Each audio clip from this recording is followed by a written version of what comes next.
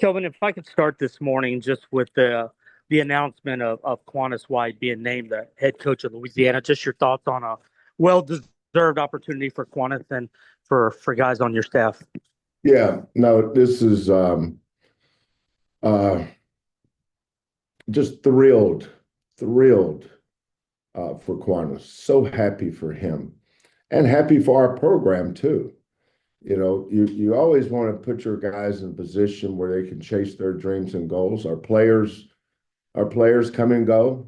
Um, you know, whether it's Rob Gray, uh, uh, Dotson getting drafted, all the guys we've had drafted, that was their goal.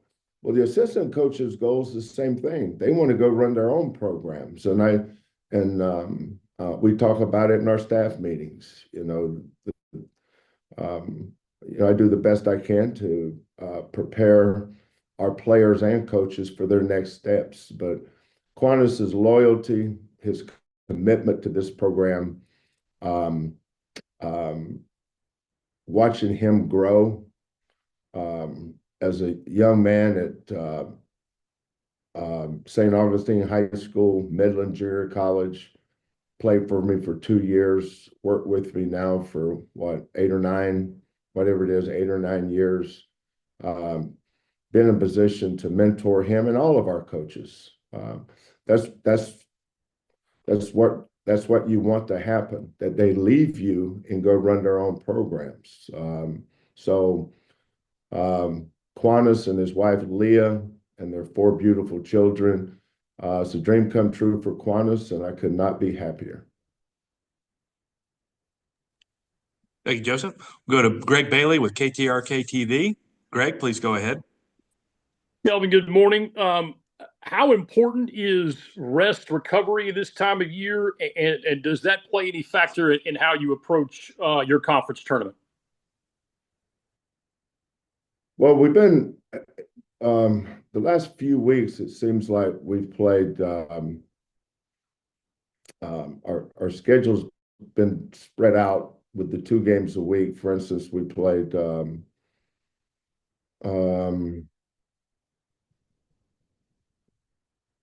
I think Iowa State. Correct me if I'm wrong. I think we played Iowa State on Saturday, and we're at Texas Tech on Monday. And so we've been giving our kids 2 days off for recovery, starting the last few weeks, actually. If we played on Monday, we've given them Tuesday and Wednesday off.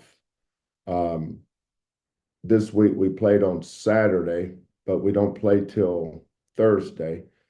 So we didn't get back home until almost 5 o'clock a.m. with the time change. I know I walked in, when I got home, it was almost 5. So we gave them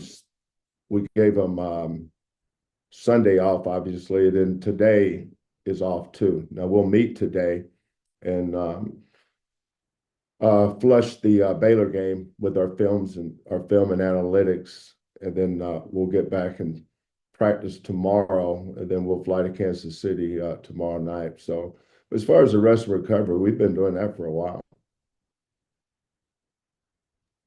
Thank you, Greg. We'll go to Chris Gardner from Houston Roundball Review. Chris, please go ahead.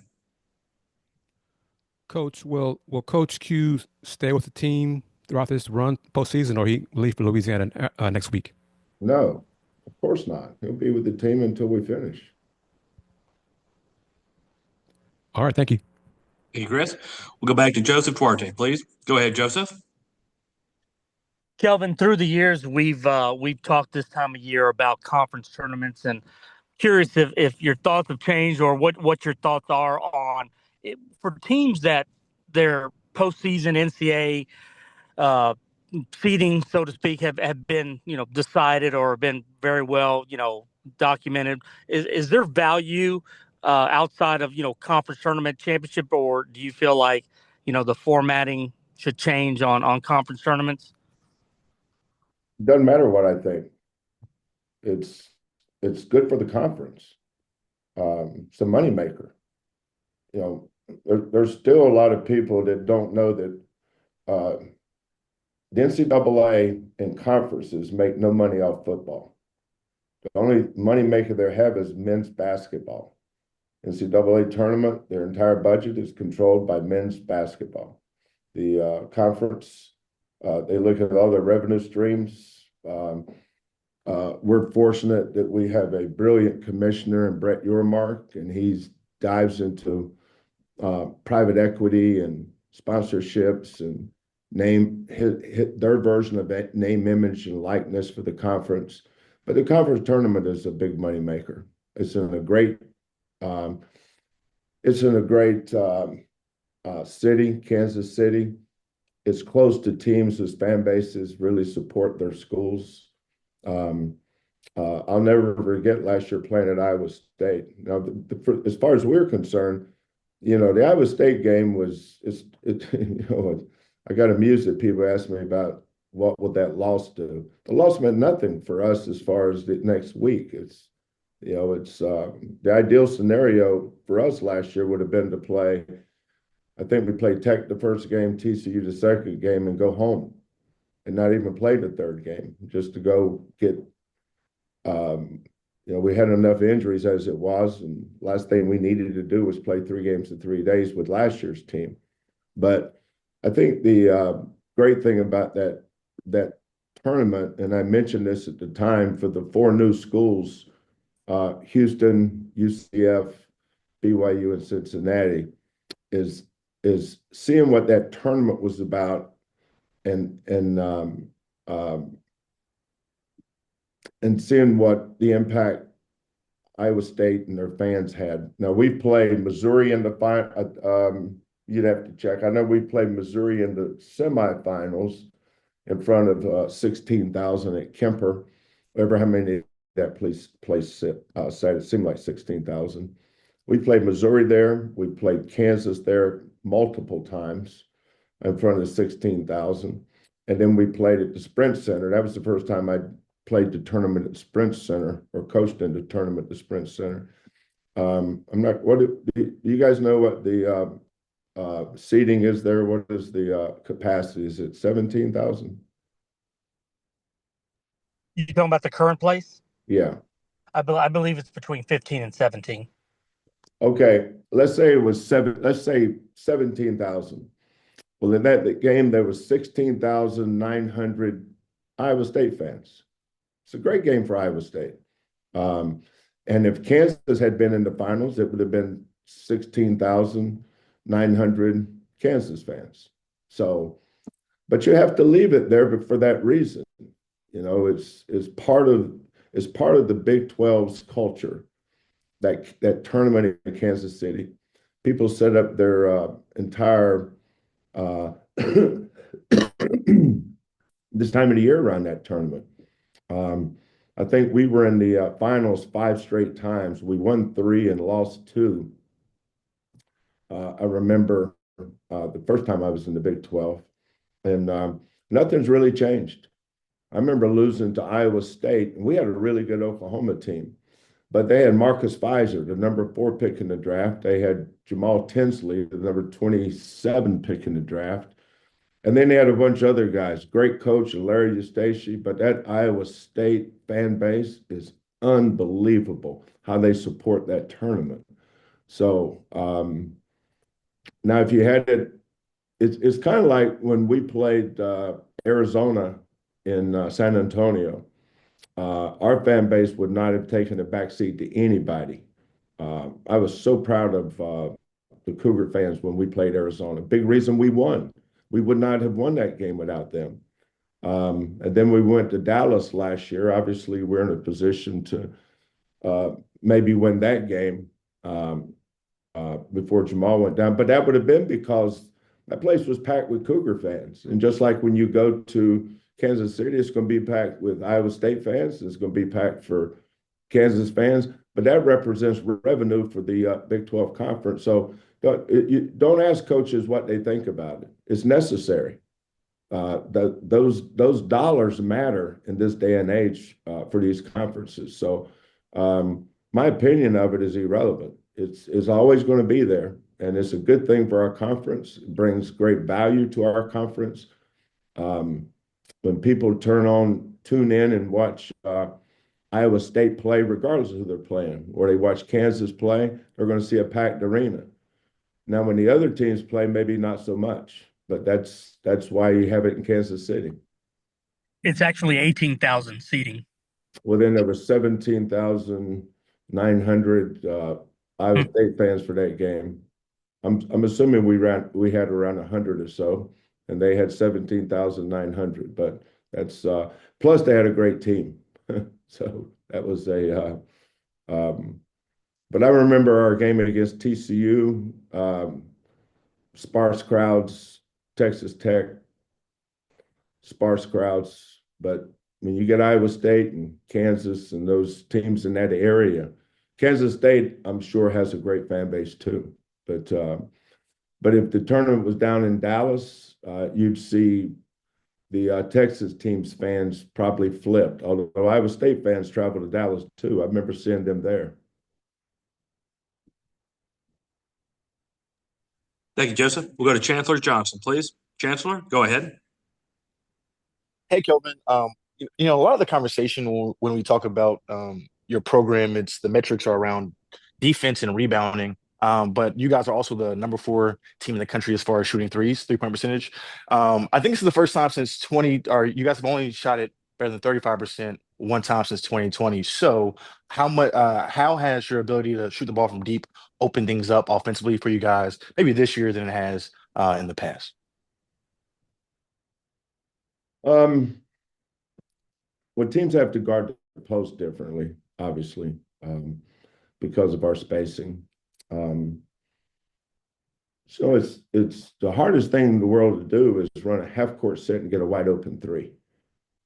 That's hard to do, especially against teams you're playing 2 and 3 times because they scout you. Just like teams have a hard time scoring on us for the same reasons.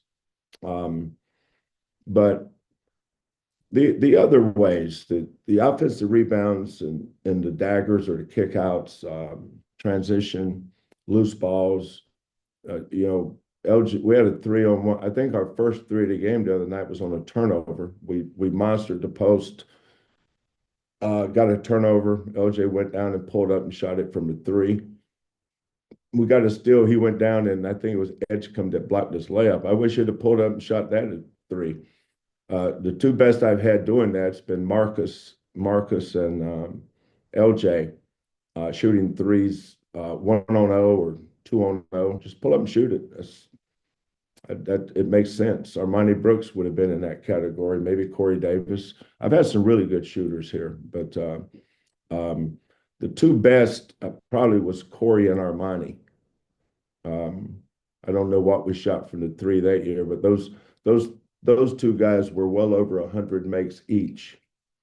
I know LJ is going to finish over 100. And Emmanuel probably would have too had he not been hurt and been out for as long as he was. So, but if we had 2 other guys that could shoot threes, we'd let them shoot too. Milos has actually gotten better. But we felt when we recruited Milos, we knew that he was going to be a much improved shooter. We looked at all of his film and we looked at his shot and said, that's a kid that's going to be a good shooter here. Thank you, Chancellor. We'll go to Chris Baldwin with Paper City, Houston. Chris, please go ahead. Hey, Kelvin. Jojo to have this kind of defensive impact in his second year, coming off that injury. I mean, how unique is he compared to other guys you've coached? Jojo, when he played for Mo Taylor with the Houston Hoops, we saw that in him. We knew that. Now he was probably more 6'7" and he was probably more 210 versus now he's a full 6'8" and he probably weighs 235, somewhere in that ballpark. But he's so quick twitch, and he has that wingspan, that reach. And like all great shot blockers, he can block left-handed and right-handed. Javier is very similar too. They both have good left-handed instincts around the rim. But that's not something you teach. You know, we didn't teach him to do that.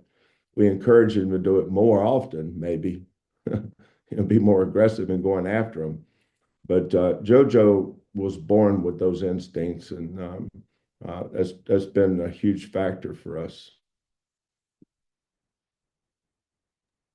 We'll go to Jason Bristol with KHOU TV. Jason, please go ahead. Good morning, Kelvin. You've mentioned in the past about how much you like the tinkering aspect of coaching. You like tinkering. And I was wondering, in terms of the process of that, are you someone that writes out Post-it notes or voice notes on your phone, or is it simply just conversing with the coaching staff and Kellen? No, where I sit and watch TV at night, I have a diagram folder where if I see something that another team runs that intrigues me, I'll write it down. You know, I have a stack of little cards. They're not Post-it notes; they're just regular cards that I'm always forgetting stuff. So just reminders that you're always. It's not just me. I'm certainly not unique in any way. I'm just old ball coach, but most coaches are always thinking about how to improve their team or how we can gain an edge, or what advantage can we create by doing this. And if I don't write it down, I'll forget it. So I don't know how to do the voice thing. Scott Drew's the best at that. He's always sending me voice. What do you call it? What was that you called it? Voice notes, right? On your phone? Yeah. I didn't know what you called it. Voice notes. Scott's the best at the voice notes. He's always sending me a voice note. But yeah, I just make a note, remind myself. But I always, that's one of the things I noticed about coaches in the NBA. Not every coach eats it, breathes it, sleeps it, and lives it. But to be successful, it would behoove you to do that. Interesting. Thank you. Gives you the best chance. Obviously there's not a guarantee even if you do that. But I really enjoy that part of coaching, though. Thank you, Jason. We'll go back to Chancellor Johnson, please. Chancellor, go ahead. Hey, Kelvin, on the Baylor broadcast, they had noted that during the shoot around, it didn't necessarily go to you guys execute to the standards, so some of the players had to run. So my question is, what gets you ran during a practice? And I'm also aware that that also goes to some of the other players or other members of your program, to the coaches, to the grad assistants. What's maybe a moment that has stood out to you over the years of making somebody other than the players run for not doing their part of their job? Well, I don't remember. I don't remember what it would have been, and I don't think any of that's that big a deal. Thank you, Chancellor. We'll go to Alejandro Compian, please. Alejandro, go ahead, sir. Hey, Coach. Javier has really made strides as a free throw shooter this season. What is such a JVA, not JVA. my apologies, Javier. What is such a massive development like that say about his work ethic, and where else have you seen him kind of develop this year compared to last? Well, don't forget, Javier was the starting five man on the team that won the Big 12 championship and went to the Sweet 16. And don't ever let anybody tell you making the Sweet 16 is not a huge accomplishment, because it is. But JVA was our starting five man on that team. I think he started every game. And his biggest improvement came from the summer after his sophomore year, when we stayed away from the portal and bet on our own kids, which we will always do. We recruit kids to develop them, and there's not a better example of that than J1 Roberts and Emmanuel Sharp, Galen Robinson. I go down the list. Now we've had some kids, a one and done like a Jarris Walker. Kid stayed 2 years and left early in Quentin. But Marcus was here 4 years, first round draft choice. Jamal stayed 4 years, has been starting at point guard for Toronto some this year. Javier stayed 4 years, and there's not one part of the game that he hasn't gotten better in. Sometimes people have these unreal or no sense of reality expectations for kids, and they wind up being disappointed, not because anything the kid did or didn't do, just because sometimes expectations are out of whack. But that's those people's fault, or those people's problem, not JVA's. Yeah, Alejandro, we'll go to Manav Gupta from College Basketball Review, please. Manav, go ahead. Coach, I believe it's a 34-1 home record these last two seasons, and after last home game, you said that it's one of the best toughest environments in college basketball. Well, what can you say about the fans that showed up to support this season and the kind of environment they've made it during Big 12 games this season? Manav, you get the award for best question of the day.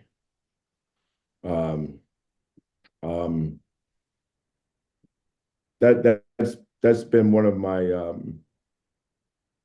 greatest joys since I've been coaching here is people that were not here in 14 and 15 that didn't follow the program back then, and I understand there wasn't a lot of reasons to follow the program back then in the infancy, at least, of this regime. But seeing the growth,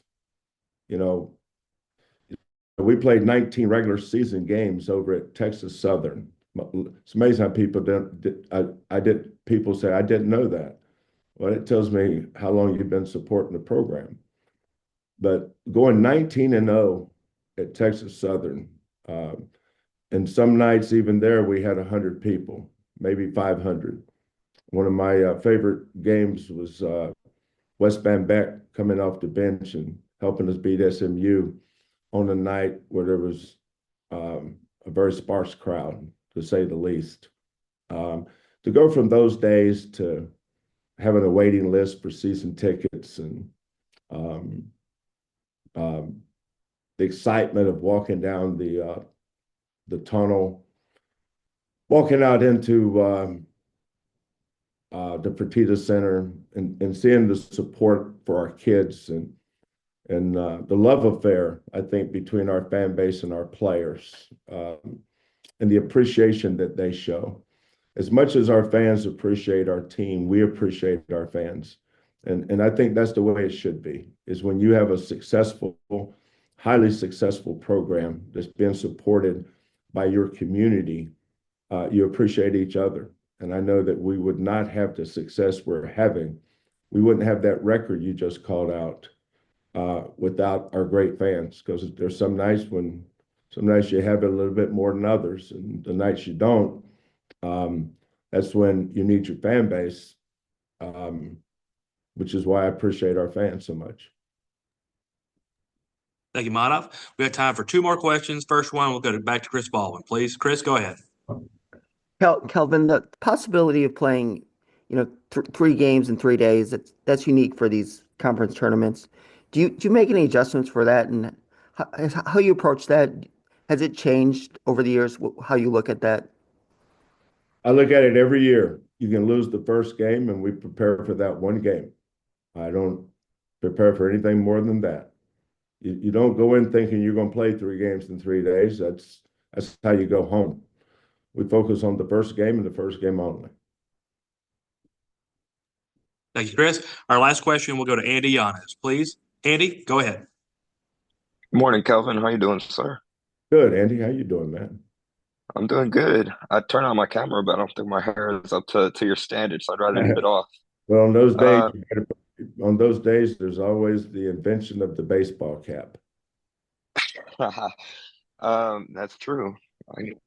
Oh, get my hat one of these days. My question for you, Kelvin. I'm kind of building a little bit off of Chris' question, but kind of how important is John Houston to the program, especially during this time of the year when potentially like you guys could play a lot of games in such a short amount of stretch. Well, John's value to us far exceeds 3 games in 3 days. We played 31 games. We just played a 20-game conference schedule. The Big 12 champion is decided from December 30th to March 8th. That school's the conference champion. Now you have a tournament champion, 3 games in 3 days. But don't confuse the two. Uh, Kansas won the Kansas was the champion of this league, I think 14 straight years, 14 or 17, something like that. That was the conference champion. That's why they say Houston's back to back. Well, Kansas did it 14 times. So we're nowhere near their stratosphere. But the 3 games in 3 days is I remember the year that Baylor won the national championship. I was talking with Scott. I think they lost their second game to Oklahoma State with Cade Cunningham. So, when we go to these tournaments, John's really good at setting up portable ice baths. He's doing treatment nonstop, but he does that here too. I mean, John's job doesn't start in 3 games in 3 days. We just played 3 games in 5 days in Las Vegas to start the year. He's not doing anything different in this one than he did in that one. So for us, what we do never ends. It just gets into the public eyesight at certain times more, but it's no different than what he always does. I love John Houston. I had a trainer at Oklahoma for 12 years named Alex Brown. The difference in those two guys is their golf handicaps. John's about a 10, and Alex was about scratch. They're both elite of the elite trainers. The only difference, they both love golf. Alex was just a little better. Thank you, Kelvin. Thank you, Eddie. Coach, if you don't mind, I got time for one more question from Chancellor Johnson. Chancellor, go ahead. Hey, Kelvin, with everybody on your staff having a role, what would you say is one of the biggest things that your program will be missing with Quanis moving on to next gig? It's kind of like replacing Marcus or replacing Jamal or replacing Quentin or replacing Rob Gray or replacing Galen. Every year we replace key players. This is our second assistant to get a head coaching job. Hopefully it's not the last.